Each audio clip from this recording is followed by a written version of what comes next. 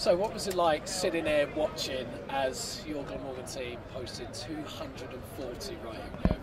Yeah, I did a lot of watching. I was out in, I think, the third over, so I should have got out a bit earlier, the way Colin Ingram played coming in number 3. But I was fantastic. And look, it just shows in 2020 cricket you need a lot of runs, and we needed a full 240 to get over the line tonight. But yeah, fantastic. It shows some of the talent we've got in the side, and I think Chris Cooke coming in, I think he's got genuine international pedigree, and if he plays like that on stages like this, then he won't be far away. Absolutely. Do you think there's been a bit of a change this year with Glamorgan compared to what we were seeing last year? Well, not really. No, we got to the quarterfinals last year. We were one run away from the semi, so I see it as a bit of a continuation of that. A few new faces in, a few guys out, which happens in sport. But we're pretty confident. We've had a good start to the championship, 4 draws, unbeaten, and to come here, although people might perceive us as being the underdogs, we never actually lost a T20 here.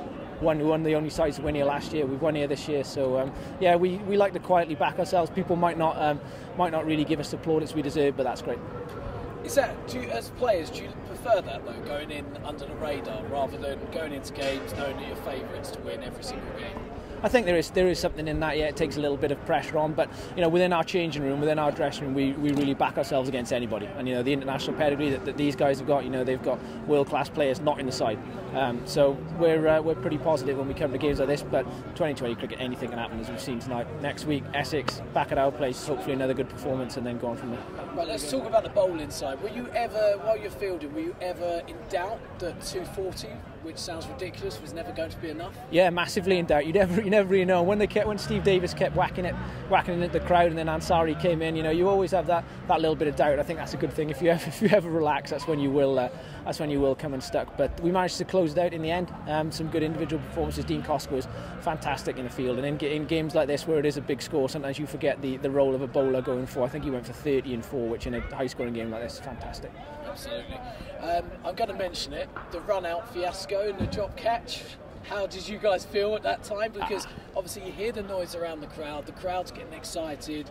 But what were you guys thinking at that stage? It's all part of the fun. 2020 is absolutely chaotic, and I think that was the sort of circus that to start off. You get little periods like that, but I think the key thing with that is when those things happen is that you make sure that you stay calm as a side. It would be easy to be thinking, especially when Steve Davis went on to get a few more runs, you start looking at people and things like that. And we didn't do that. Everybody drops catches. We'll all drop catches, miss stumpings, miss runouts at some stage through the season, but you've got to make sure that person is ready next time the ball comes in. And in fairness, Ben Wright, who dropped the catch, fielded brilliantly after that, and Graham Wagg, who was involved in the run out, was excellent with the ball as well. So these individual things, they're part of the game. Absolutely.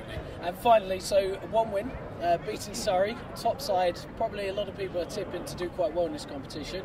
How do you feel like you're going to progress? Obviously next week you've got Essex, big game again at home. Do you feel like maybe the home crowd at the Swayland Stadium is going to be a big influence for you? Yeah, hopefully. When we get crowds in, they're fantastic. I mean, we saw with the Surrey crowd tonight, they had a big crowd in. They put us under a lot of pressure. The guys on the boundary would come in the change room and thought, we'd be talking about, crikey, what about the noise out there? We want to create that at Cardiff. We want this. You want a bit of a Wales-England thing going on, and yeah, hopefully a win like this tonight will put a few more bums on seats. We'll have a big support coming next week.